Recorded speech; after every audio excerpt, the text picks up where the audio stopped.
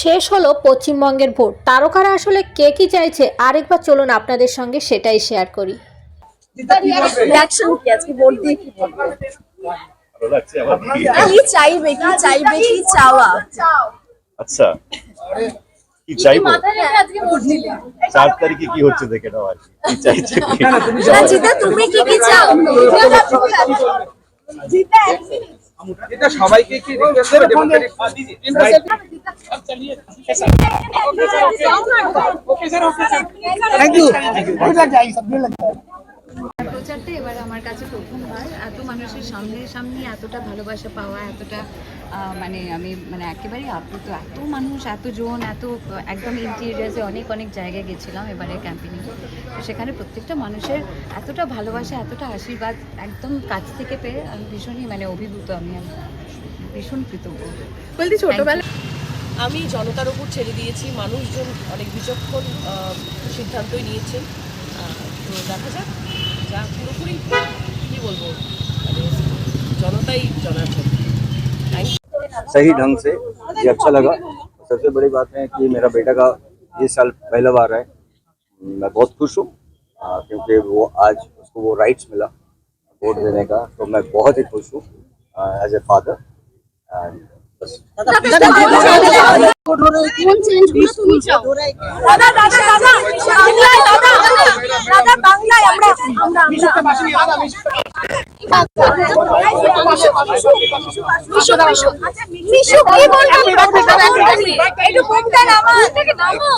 খুব সুন্দর সুস্থভাবে ভোট হয়েছে।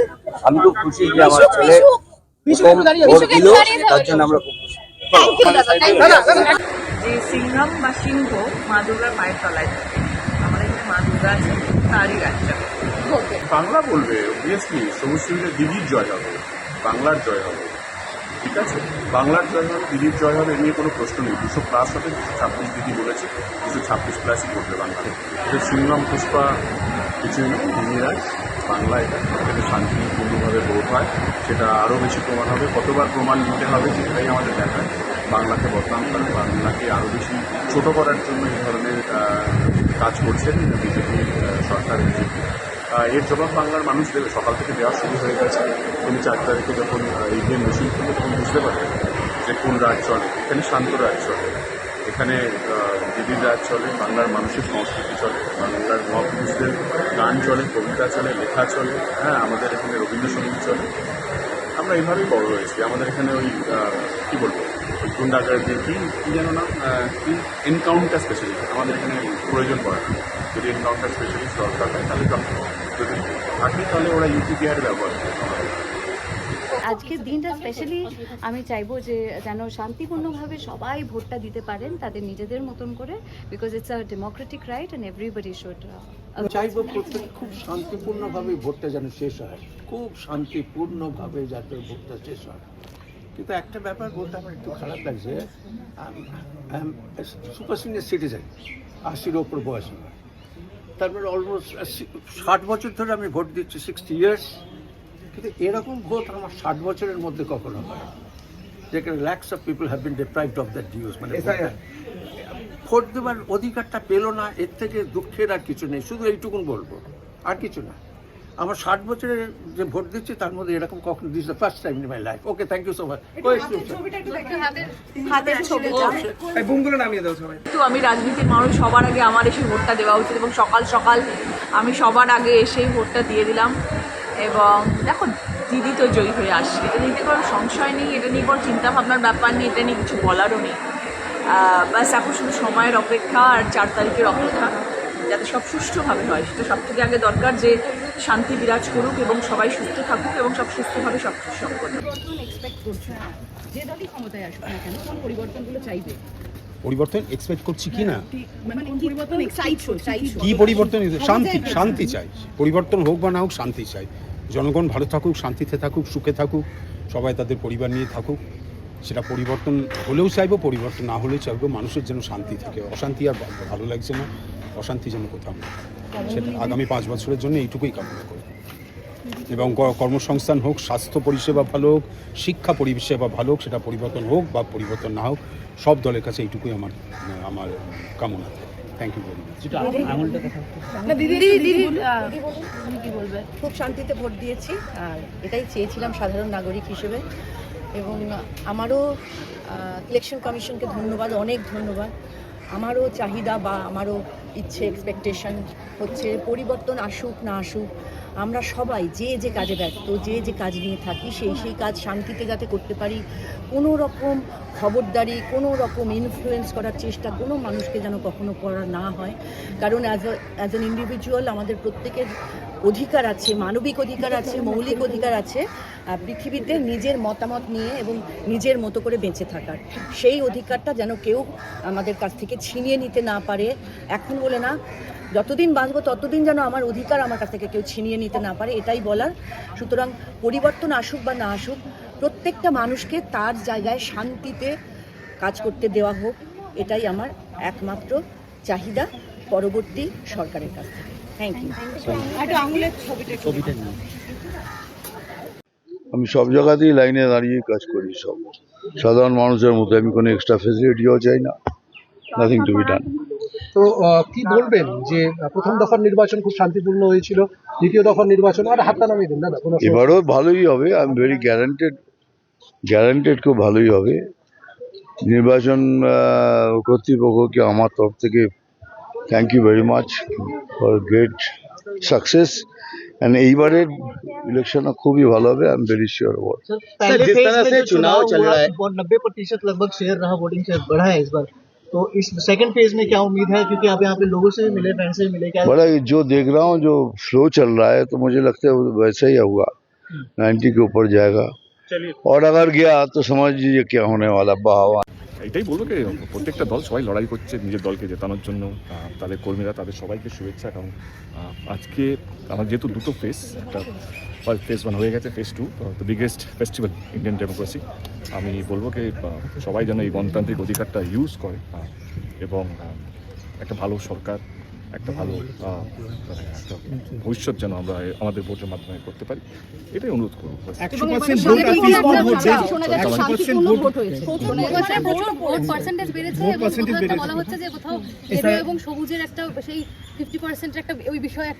আমরা জানি এবার এসআইআর হয়েছে, তুমি নিজেও এসআইআর অঙ্ক তো তাই বলছে। অঙ্ক কি বলছে, আগেবার আমরা 85% ছিলাম, রাইট? আজকে যদি 7.5 কোটির মধ্যে যদি 90 লাখ ভোটার যদি বাদ যায়, এমনি 12% বেশি ভোট বাদ চলে গেছে। আমরা এই 12% যদি 80% অ্যাড করি, 90% তো এমনি উপরে চলে যাচ্ছে। এবং আমার মনে হয় এটা হওয়া উচিত। মানে যত বেশি ভোট পাবো তত বেশি ভালো। মানুষকে বোঝাতে হবে প্রত্যেকটা ভোট কিন্তু ইম্পর্টেন্ট। মানুষকে বোঝাতে হবে কি না, every vote matters, every vote counts. তো এটা ইটস এ গ্রেট থিং।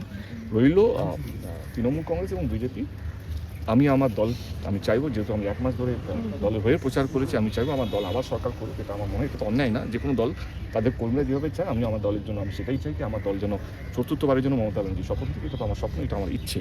এবারে বাকিটা 4 তারিখের মধ্যে আমরা সবাই জানতে পারবো, যেরকমভাবে তোমরা জানতে পারবে, যেরকমভাবে আমি জানতে পারবো। কারণ ভোট কে কাকে দিচ্ছে সেটা তো আমি ওই ভগবান, রাজনীতির ভগবান নই কি আমি ভবিষ্যৎবাণী করতে পারবো। এটাই বলবো কি মানুষ নিজের পছন্দের মতন লোক প্রার্থীকে ভোটটা দিই, এটাই সেখানেই আমার সমর্থন আছে। বদল চাও এবার? পরিবর্তনগুলো চাইবে না তো, তোমার কিছু চাওয়া? অনেস্টলি বলি, মানে এটা জানি না কতটা ঠিক হবে বলা। আমার মনে হয় কি যেইভাবে পপুলেশন বাড়ছে, মানে আমার মনে হয় কি যে কোনো সরকার, সে রাজ্য সরকারে হোক বা কেন্দ্র সরকারই হোক, কারণ চাকরির অবস্থা দেখতেই পাচ্ছেন, শুধু বাংলা বলে না, ভারতবর্ষে চাকরি যারা বলছে বেকারি চাকরি, তারাও আজকে দিচ্ছে। আমি একটা পলিটিক্যাল স্টেটমেন্ট দিচ্ছি না। আমার মনে হয় পপুলেশন কন্ট্রোলটা আমাদের মূল হওয়া উচিত, কারণ সেটা উইল টেক 20-25 ইয়ার্স। চায়না একটা সময় আমাদের থেকে অনেকটা এগিয়ে ছিল পপুলেশন, আজকে চায়নাকে আমরা বিট করছি। চায়নার জায়গাটা আমাদের 3-4 গুণ বেশি, মানে ওদের কান্ট্রিটা আমাদের থেকে লাইক এরিয়া ওয়াইজ আমাদের থেকে অনেক বড়, আমাদের সেই কান্ট্রিটা অত বড় না। আমার চাই কি দিদি যদি ফেরত আসে, দিদিকে বলবো এবং সরকারকে বলবো, যেই হোক না কেন। এবং আমার মনে হয় কি কেন্দ্র সরকার স্পেশালি সবকটা রাজ্য সরকারকে মিলিয়ে একটা লং টার্ম প্ল্যান করতে, এটা 20-25 বছর লাগবে এই প্ল্যানটা।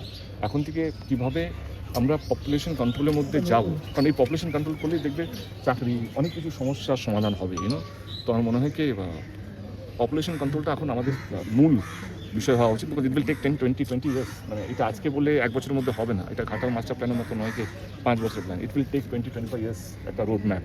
আমার অনুরোধ কেন্দ্র সরকার এবং রাজ্য সরকারকে এইটা নিয়ে একটা জয়েন্টলি ওভারঅল ইন্ডিয়াতে যদি একটা সব স্টেট মিলিয়ে, দেশের প্রধানমন্ত্রী মিলিয়ে যদি এটাকে নিয়ে উদ্যোগ নেয়। দেব, একটা খুব গুরুত্বপূর্ণ প্রশ্ন, যে কেন্দ্রীয় বাহিনীর বেশ কড়াকড়ি বা বাড়াবাড়ি চোখে পড়েছে আজকে। উত্তর 24 পরগনা গোবরডাঙ্গায় লুঙ্গি পরে গিয়েছে বলে তাদেরকে ভোট দিতে দেওয়া হয়নি, নাতির প্যান্ট পরে গিয়ে ভোট দিতে হয়েছে। তো এই ধরনের ডিসক্রিমিনেশন কি বলবে? ভোট তো গণতান্ত্রিক অধিকার। Correct correct. তোমাদের মনে হচ্ছে এটা অন্যায়? ধরে বলো হ্যাঁ, তোমারও তো একটা সে আছে, রাইট? শুধু আমি এমপি বা আমি একটা বলে তো আমার সেই ম্যাটার করে, তোমাদের সেই ম্যাটার করে। তোমাদের কি মনে হয় এটা অন্যায় কি অন্যায়? অবশ্যই অন্যায়। এই অন্যায়ের বিরুদ্ধেই আমরা লড়ছি, মানে আমাদের দল লড়ছে। যেটা ভুল সেটা ভুল, বাট যেটা ঠিক সেটাকে ভুল প্রমাণিত করা হচ্ছে জোর করে, সেটা ভুল।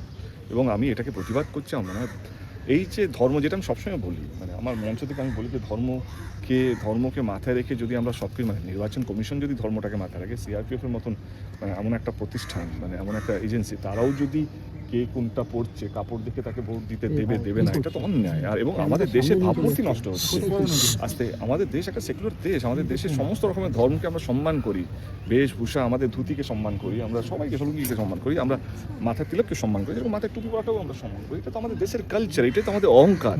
সেই অহংকার ভেঙে যাচ্ছে কোথাও যেন মনে হয় একটা অন্য একটা ভাবমূর্তি, যাদের কাছে আমরা এক্সপেক্ট করি না। একটা ঠিক আছে, পলিটিক্যাল লিডাররা বলছে ভগবান ঠাকুরের নাম নিচ্ছে, এ করছে ও করছে, ঠিক আছে, কিন্তু এরকম একটা প্রতিষ্ঠান, এরকম একটা সিআরপিএফের মতন বা এজেন্সিসগুলো যার উপরে দেশ ভরসা করে, প্রধানমন্ত্রী বা মুখ্যমন্ত্রী আসবে আর যাবে, যেটা থেকে যাবে এরাই থেকে যাবে।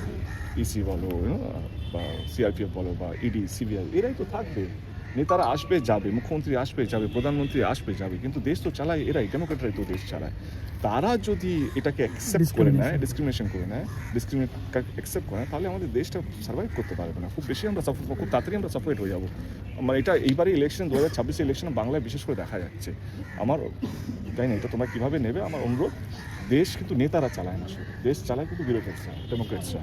তারা যদি দেশটাকে এইভাবে ধর্মকে নিয়ে ভাগ করে না, তাহলে দেশের যেই নেতা আসুক না কেন, সে দিদি থেকে আসুক বা দাদা থেকে আসুক, বিজেপি থেকে আসুক বা কেন্দ্র, দেশটা কিন্তু খুব একটা খারাপ দিকে যাচ্ছে। দেশকে এখন কিন্তু বাঁচিয়ে রেখেছে ডেমোক্রেটস অ্যান্ড এই এজেন্সিসগুলোই, মানে বিউরোক্রেটসগুলোই। তো ফোর্থ পিলার অফ স্ট্রেংথ, মানে পিলার অফ ডেমোক্রেসি যেটা আছে, সেটা কিন্তু মেইন পিলার।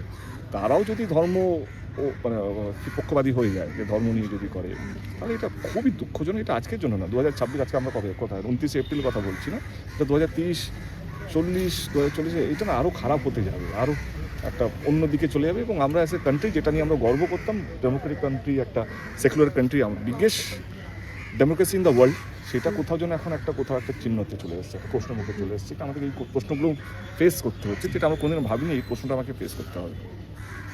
ভোট দেওয়া হলো, খুব ভালো লাগছে। Let's hope for the best রেজাল্টের জন্য। সব থেকে খুব ভালো লাগছে যে এই যে নাম্বার অফ ভোটস যেটা এখন পড়ছে, যে পার্সেন্টেজ, ইটস ভেরি গুড। আমি সবসময় সবাইকে বলি, এবং যেটা উচিত যে ভোট সবার দেওয়া উচিত, ভোট নষ্ট যেন না হয়। এত পরিমাণ ভোট পড়ছে, খুব ভালো লাগছে। আমি মার বাবা। খুব ভালো লাগছে। প্রথম কথা তো এরকম আমাদের পরিবেশ, আমাদের পাড়া এখানে। আর সব থেকে বড় কথা হচ্ছে যে এই অনেক সময় বলে যে এই সেলিব্রিটিরা এলে নাকি লাইন ব্রেক করে যাওয়া, বাট একটা ছিল আমি লাইনে দাঁড়িয়েছিলাম। যেটা খুব ভালো লাগছে সেটা হচ্ছে যে আমাদের নিজেদের পাড়ার লোকজন, বাবার বন্ধু, সবাই বলছে যে যাও একটু করে দিয়ে এসো, যাও, তুমি আগে গিয়ে দিয়ে এসো। আর সবাই আমাদের চেনা জানা, আমাদের সব পরিবারের মতো সবাই এখানে, সবার সাথে দেখা হলো এখানে, সবাই ভোট দিতে এসেছে। হ্যাঁ, ও শরবত, রামপ্রসাদের শরবত। না আজকে এখান থেকে স্ট্রেট বাবা মায়েরও হয়ে গেলে, মা বাবারা এখানে থাকবে, কিন্তু আমায় কলকাতা ফিরে যেতে হবে।